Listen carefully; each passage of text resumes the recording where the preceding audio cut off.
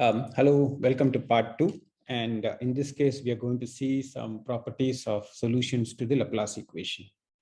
So recall the Laplace equation. So this is del u, which is d square u dxn square, all the way up to d square u dxn square is equal to 0. And any solution u satisfying the Laplace equation is called a harmonic function. And harmonic function actually have very nice properties. We'll touch upon some of them in part 2 of this lectures. So one notation for what follows next is the following. So let omega n denote the volume of the unit sphere in Rn. So this is a constant. We are not interested in what this constant is, but it comes up repeatedly. So I just want to get this notation fixed right away. Okay. So one important property is the mean value property. So we say a function u defined on an open subset omega contained in Rn to satisfy the mean value property. So there is over balls and there is over spheres. Okay, so it satisfies the mean value property over balls if for any ball Br of x. So this is the standard ball, Euclidean ball centered at the point x and it's of radius r, such that its closure.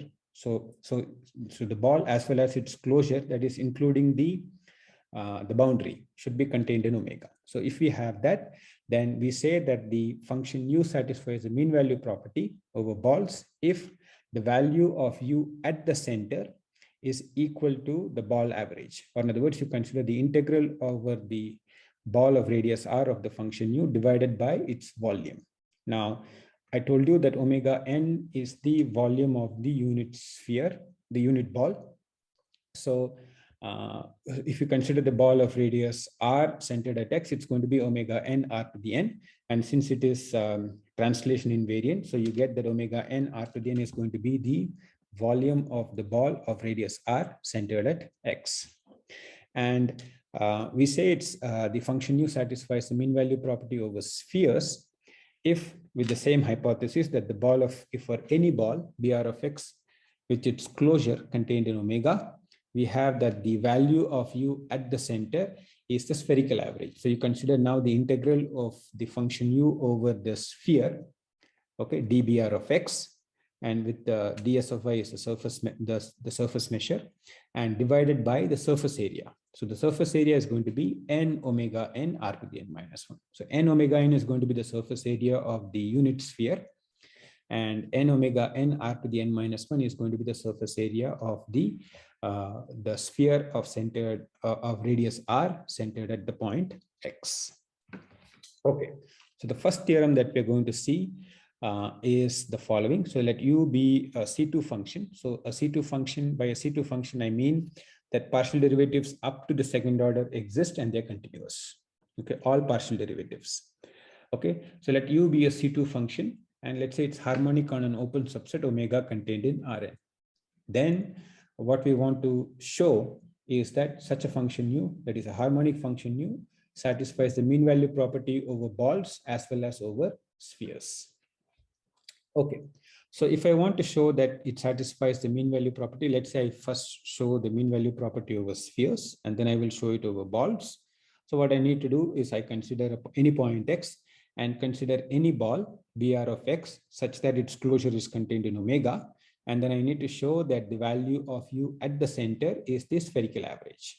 Okay, so to set the stage, let me consider the function phi, which is 1 over n omega n r to the n minus 1 dBr of x u of y dsy. So this was the spherical average. So I actually want to show that phi of r is actually equal to u at x. And if I do this for every x and for every r, such that with this hypothesis is satisfied, then I'm done. Okay, so what I want to do is I want to show that this is independent of r. So one way that we can show that this is independent of r is to actually consider its derivative and then show that its derivative is equal to 0. But there is a slight problem over here. So you see that you have this phi of r, but this r also appears as the region of integration. And it can be done, although it's a little bit more work, but one simplifying thing that one does is try to get this the region of integration to be independent of R and put all those variables of integration, the variables in which you want to differentiate inside the integrand. Okay, so you can actually do this by a change of variable formula. Okay, so what we want to do is, what I want to do is I want to consider a diffeomorphism from the unit sphere to the ball of radius r centered at x. So that diffeomorphism is going to be x plus r theta. So now as theta varies over the unit sphere, x plus r theta varies over the sphere of radius r centered at x. Okay, and now, but the in the change of variable formula, the Jacobian is going to be r to the n minus 1. So that's the reason why this r to the n minus 1 no longer appears over here. That r to the n minus 1 gets cancelled. Okay, all right. So what we have is, so now I have converted this integral to an integral over the unit sphere. So I have 1 over n omega n integral over Sn minus 1 u of x plus r theta ds theta, where ds theta is the surface measure over the unit sphere. Okay, so now let's differentiate this with respect to r. So then we get, so I take phi prime of r, and on the right hand side, I need to differentiate with respect to r. But for this, I use chain rule. So if I use chain rule, what do I get? I get, okay, so this is 1 over n omega n integral over Sn minus 1. And then I have summation I is equal to 1 to n. And then I have du dxi, right? And then I need to differentiate xi plus r theta I with respect to r. So I get theta I. Okay, so one thing to note is that the theta, which is theta 1 up to theta n, is the unit outer normal to Sn minus 1. So you see that there is a connection between this that we saw over here and this quantity f dot nu for a very specific f that we saw, the flux.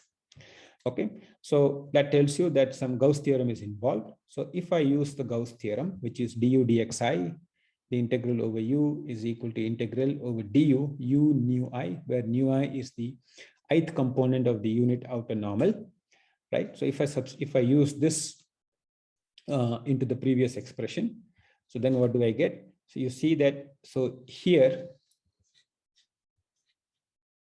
see here I have du dxi of x plus r theta theta I. Okay, so replace this u over here with du dxi. So if I replace this u by du dxi, therefore then here I need to replace this u by du dxi, and so then I get d square u dxi square of x plus ry. Correct? So now this is summation over I is equal to 1 to n, because of the fact that I have summation from I is equal to 1 to n. So if I do that, then what do I get? I get exactly d square u dxi square summation I is equal to 1 to n of x plus ry dy, where x plus ry, now this is the, so this is the ball of radius 1 centered at 0, because here I have considered the sphere of radius 1 centered at 0. So if I do the change of variable, then if I use the Gauss theorem, this is exactly what I get. I get Laplace u of x plus ry dy. But I'm given that u is harmonic. So since u is harmonic, Laplace u is equal to 0. So if Laplace u is equal to 0, then the integral is obviously 0. So therefore, I get that phi prime of r is equal to 0. Okay, so I have shown that phi prime of r is equal to 0, which means what? Phi is a constant. So if phi is a constant, then I need to know, I just need to figure out what that constant is. Okay, so one way that I can figure out what this constant is, because this is, so if this is true for a specific r, then it's also true for every r prime which is less than r. Okay, so what I can do is I can let this r go to 0. Okay, so if I let this r go to 0, then I can figure out what this constant u of x is, and this is where the fact that you consider this spherical average comes in. So because u is continuous, if I take this r to be small enough, then this u of y varies in a very small neighborhood of x. Okay, and then using the fact that this u is continuous, right? U is C2, right? So u is continuous. I get that this phi of r, which is a constant, is exactly equal to u of x. Okay, so therefore I have derived the following, that if u is harmonic, then it satisfies the mean value property over spheres. Now, how do I get mean value property over balls? All I need to do is just integrate both sides. Okay, so here I have u of x is equal to 1 over n omega n r to the n minus 1. So this put this n omega n r to the n minus 1 to this side, and then now integrate both sides. So if I integrate both sides, what do I get? I get 0 to r n omega n. Okay, so technically, this should be, so, okay, please don't be confused with this r and this r over here. So this r here is a dummy variable. Okay, so you can, if you want, you can think of this as rho. Okay, rho to the n minus 1, but the integral is from 0 to r. So if I do that, so then I get, what do I get on the left hand side? I will get omega n rho to the n by n, but from 0 to r. So therefore I will get omega n r to the n, and then that r to the n I put it downstairs, and then here I have 0 to r, and then this should be db rho of x u of y ds of y. But now what I'm actually considering is integral over the balls of radius rho as it goes to r. Okay, so that can be written as the integral over the ball of radius r centered at x. So we get u of y dy, u of y dy. So you see that now using the spherical mean value property, I have also derived the mean value property over balls. So I have that u of x is 1 over omega n r to the n, u of y dy. Okay, so this completes the proof of mean value property over balls. So one thing to notice is that these two are, you don't need to prove these two separately. Okay, so if you have over balls, then you can get it over spheres by differentiation. If you have it over spheres, then you can get to balls by integration. So in practice, you only need to prove one of these. So now the fact that the function u, which is a harmonic function, satisfies mean value property has actually remarkable consequences. Okay, so let us see some of them. In fact, one thing that we have is that the converse of whatever that the statement that we proved is actually true. Okay, so what did we show there? We showed that if u is harmonic, then it satisfies mean value property. But now what I want to do is I want to show that if u satisfies mean value property, let's say u is a C2 function. Actually, this is not required, but if u is a C2 function,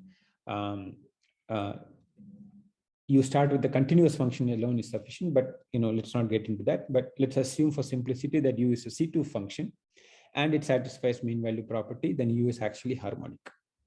Okay, how do we show this? So the proof is actually quite simple. And in fact, we have done most of the work already. So let me just quickly go through this. So we argue by contradiction. So what we assume that u is not harmonic. Okay, so suppose u is not harmonic. Okay, so then there exists some point x in omega at which Laplace u or del u is not equal to 0. Okay, and we may assume without loss of generality that del u is actually positive. Otherwise, you just replace with u by minus u. So then you get that you can, without loss of generality, assume that del u is actually positive. So since del u is positive and u is at least C2, right? U is a C2 function, right? And so by continuity, what we have is that the gradient of the Laplace of u is actually a continuous function. Okay, because u is C2. So therefore, by continuity, we get that Laplace u is positive in a small neighborhood of x. Okay, because at x it's not equal to 0. Because it is continuous, it cannot be it cannot be vanishing in a small neighborhood of x as well. Okay, so let's assume that for some small r of radius, r is the radius centered at x, we have that Laplace u is actually positive. Okay, all right. So now we actually derived the following expression. You remember, so we have that phi prime of r is integral over b1 of 0 Laplace u of x plus ry dy. We actually derived this x plus ry dy. Right now, if you replace x plus ry, so it's just a change of variable. If you replace x plus ry as z, then we get that this integral is equal to the ball of radius r centered at x, right? The ball of radius r centered at x, and then you have Laplace u of z dz. Laplace u of z dz. Okay, so the fact that you get this dz, so dz now is going to be the volume measure on BR of x. So the change of variable has an r to the n, and that is taken care of in this dz over here. So we have that phi prime of r, which is integral BR of x Laplace u of z dz. But now I'm assuming that the Laplace u of y is strictly positive in BR of x. So which means what? Phi prime of r is non-zero. Phi prime of r is non-zero. Okay, but one thing is that we've already arrived at a contradiction, because one thing that we showed, or one thing that we have, is that if u satisfies mean value property, then the function phi is actually independent of r, which means that phi prime of r has to be equal to 0. But here we have shown that phi prime of r is not equal to 0. So that's a contradiction, right? So in other words, we must have that, because phi of r, this is how we define. So phi of r is equal to u of x is the ball or the sphere, it doesn't matter. So u of x, by integration, you can get it over BR of x, right? So if I define this, then we have that phi prime of r is actually equal to 0, because phi of r is independent of r. But we have shown that phi prime of r is non-zero, whereas if phi of r is independent of r, then phi prime of r must be equal to 0. So that's a contradiction. So therefore, what we have shown, the following remarkable thing, that if u satisfies mean value property, doesn't matter either spheres or over balls, then u is automatically harmonic. U is automatically harmonic. Okay, now let's continue. So in this part, I actually want to give two consequences of mean value property. So the first consequence that I want to give is something called the maximum principle. You might have seen this, the notion of maximum principle in complex analysis. It's the same maximum principle that we have over here. The second consequence is Liouville's theorem. Actually, you may have encountered this theorem in complex analysis as well. Okay, so let's go to maximum principle first. So what the maximum principle is saying is the following. So let omega be an open bounded. Bounded is very, very important. So bounded subset of Rn. Okay, and let's say u is a C2 function, C2 in open omega intersection. So it is also continuous up to the boundary. Okay, omega bar. So u is a C2 function, C2 of omega intersection C of omega bar, which is a C2 function continuous up to the boundary, right? And let's say u is a harmonic function in omega. Okay, now what the maximum principle is saying is the following, that supremum of u over omega bar, which is the same as the maximum of u over omega bar. Okay, because this omega bar is bounded. Okay, so therefore, so u is a continuous function. So therefore, the supremum or the maximum is actually, the supremum is attained.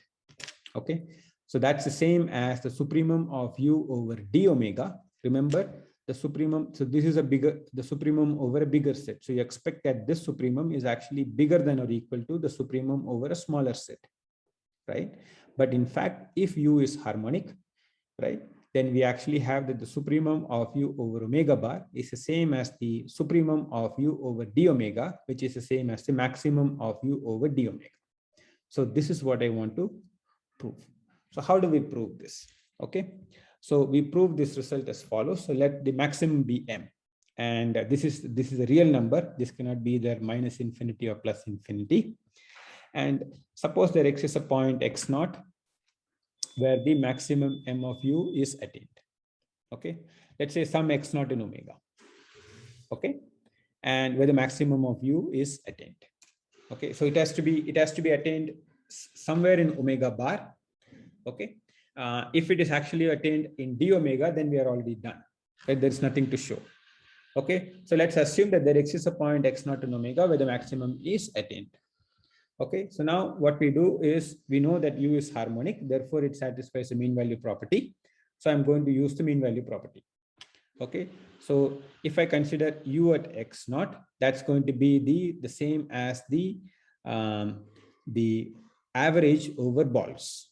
Okay, so we have u of y dy br of x naught, where r is such that br of x naught is contained in omega, such that the closure is also contained in omega, such 1 over omega n r to the n.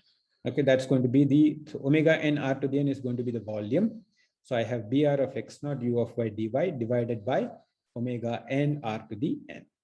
Now you see that the maximum is attained at x naught. So u at x naught is the maximum. Therefore, for every other point y in the domain omega, my u of y is going to be less than or equal to m. It could be equal to m. We don't know, but it is always going to be less than or equal to m. Okay, so this u of y can be bounded above by m.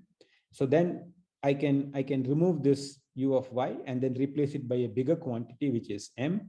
And then what I'm left with is, okay, this 1 over omega n r to the n is going to remain. And then what I have is the volume of the ball of radius r centered at x naught, which is omega n r to the n. But now this omega n r to the n and this omega n r to the n cancels, and then I get equal to m. So you see that I have m over here. There is a less than or equal to quantity over here, and then I get this is equal to m. Okay, so then this implies that u is identically equal to m in BR of x naught. Why? Okay, so let us see why this should be the case. So suppose at some point, so my claim is that if this set of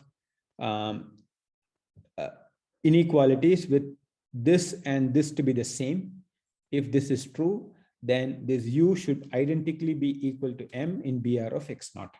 Okay, so this is what I want to show. So suppose at some point it is less than m. Okay, so some point x, some point, let's say z in BR of x naught, this u is actually strictly less than m.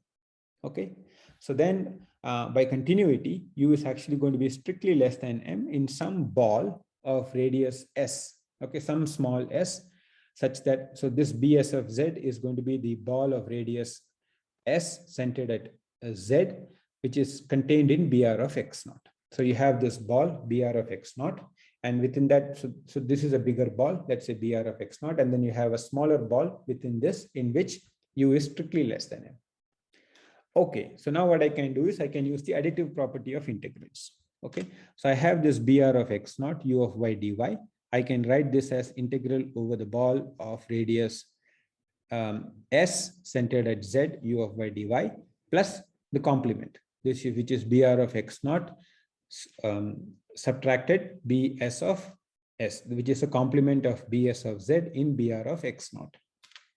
Okay, so here I have that this u of y is strictly less than m, strictly less than m.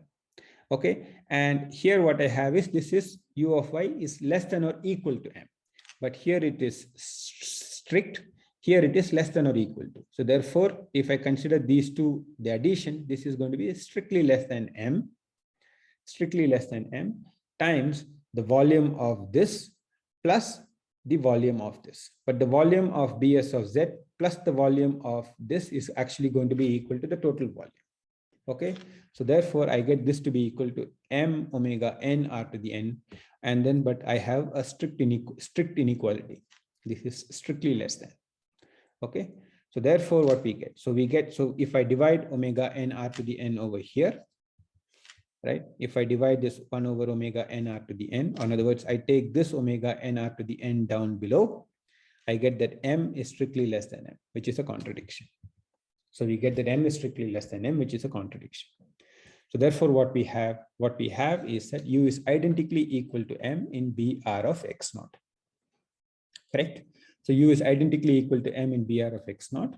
So now what we can do is, so now we have done this for a ball of radius r such that BR of x naught closure is contained in omega. Now we start slowly expanding this r such that the dBr of x naught, which is the boundary of the ball of radius r centered at x naught, intersection the boundary of the original domain omega is non-empty.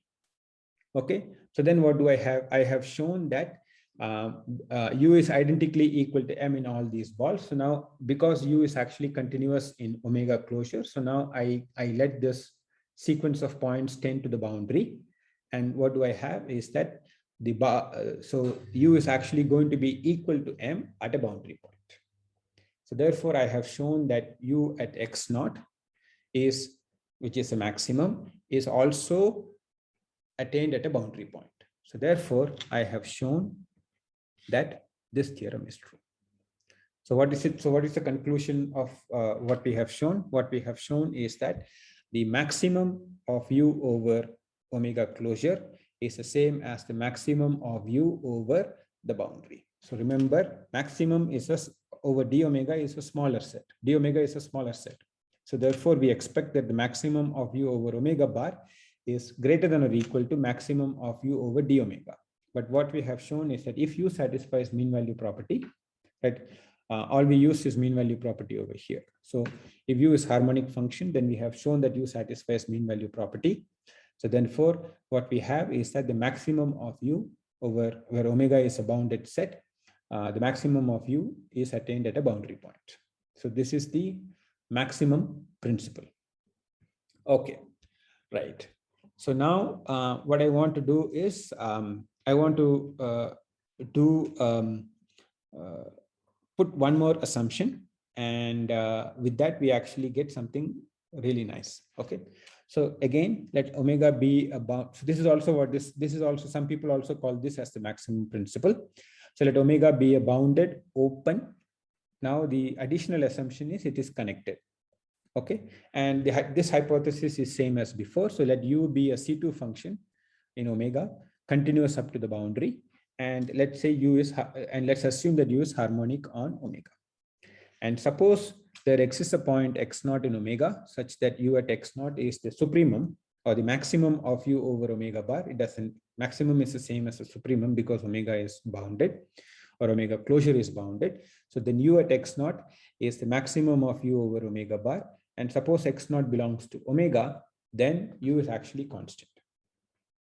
So if you have that x0 is the maximum is attained at an interior point, then the only such harmonic function, assuming that omega is a bounded open connected set, is that it has to be a constant function. It has to be a constant function. And constant functions we know is harmonic because the first derivative itself is 0. Therefore, the sum of all the derivatives, second derivatives, is going to be equal to 0. Okay, so how do we show this? Okay, and we have actually done most of the work. So let me consider the set. So I define a set U, which is a set of all x in omega such that u of x is equal to m. So I want to show that u is actually all of omega. Okay, now by hypothesis, we have that u is non-empty because I'm assuming that there exists a point x0 in omega such that u of x is equal to m. So u is non-empty. Okay, now by continuity, u is actually closed, right? So u, the set of all x in omega such that u of x is equal to m. So u is actually a closed set. And now I'll be done if I can show that u is also open. So we show that the set u is open as well. So how do we show that a set u is open? You consider any point x in u, then you need to show that there exists a ball of radius, some radius r centered at the point x, such that the ball of radius r centered at x is also contained in u. Okay, so then we have, so what is it that we have shown? What we have shown earlier is that if you have that x0 is the maximum is attained at an interior point, then by the mean value property, we have shown that u at x0 is the same as u is identically equal to m in the ball of radius r centered at the point x0.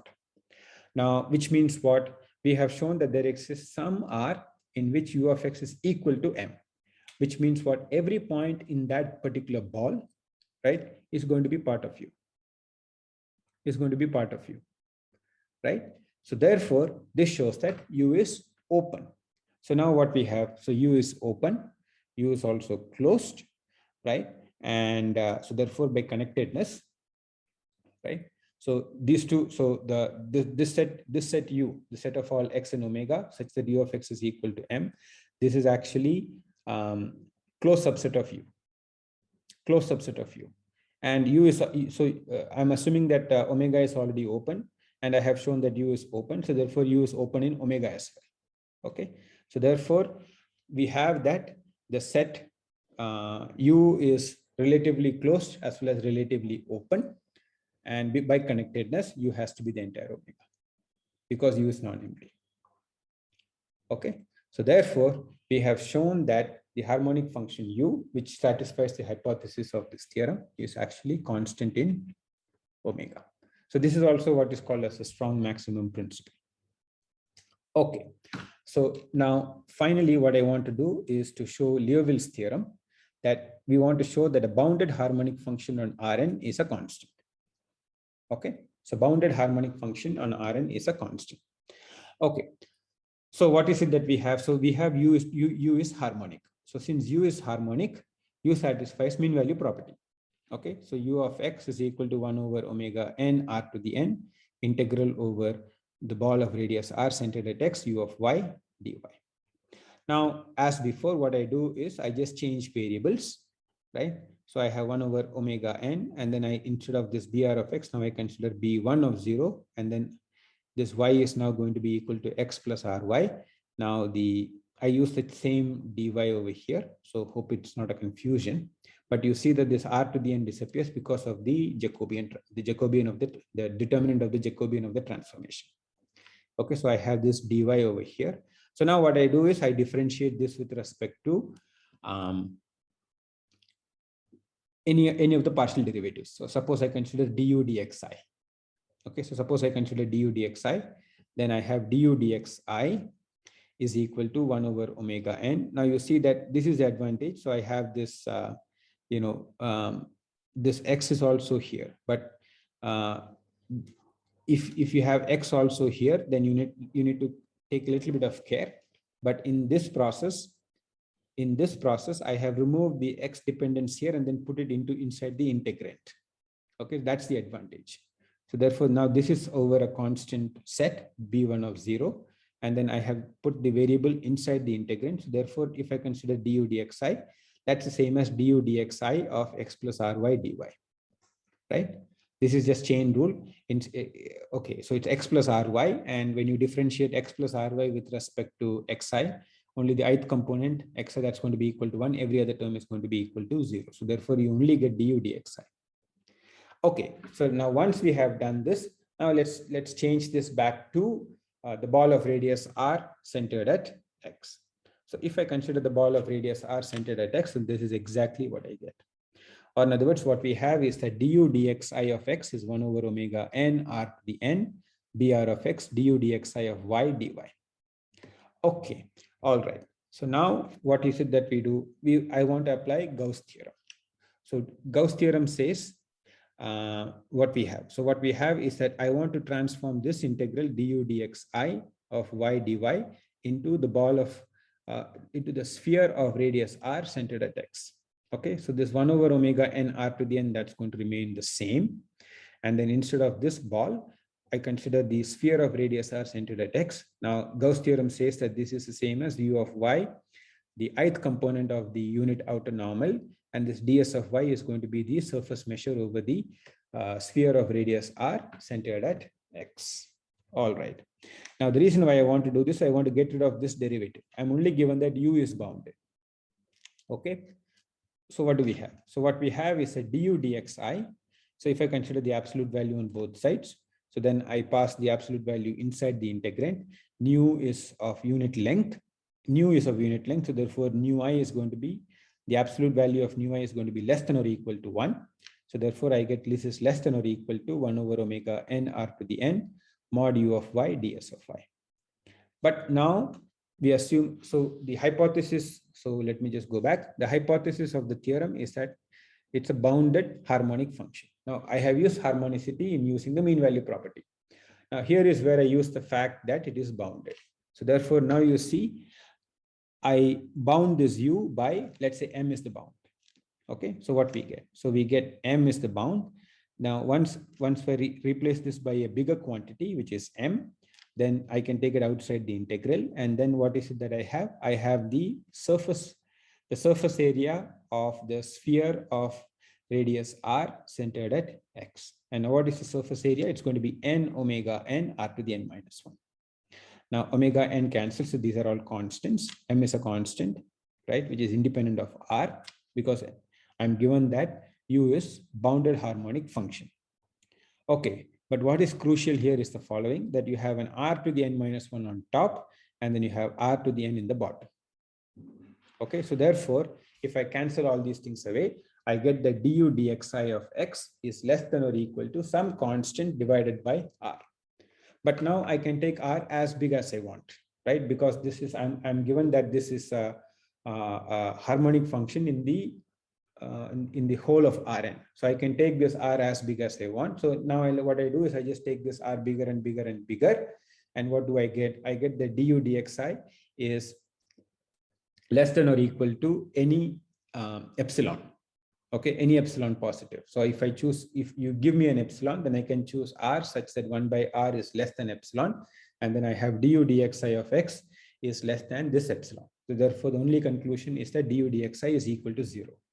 But now what I can do is I can consider all such partial derivatives. I have du dx1, du dx2, all the way up to du dxn. All these partial derivatives are 0. So therefore, I have shown all the partial derivatives are 0, which means what? The only conclusion by the mean value theorem, not the mean value property, but the mean value theorem of that you may have encountered in advanced calculus, that u is a constant. So therefore, I have shown that a bounded harmonic function on Rn is a constant. Okay, so my goal in this was to emphasize some consequences of or some properties of solutions to Laplace equations. Actually, there are many other properties, very beautiful properties that one can actually encounter, but this is just a glimpse of things that harmonic functions satisfy. So this ends part 2. Thank you.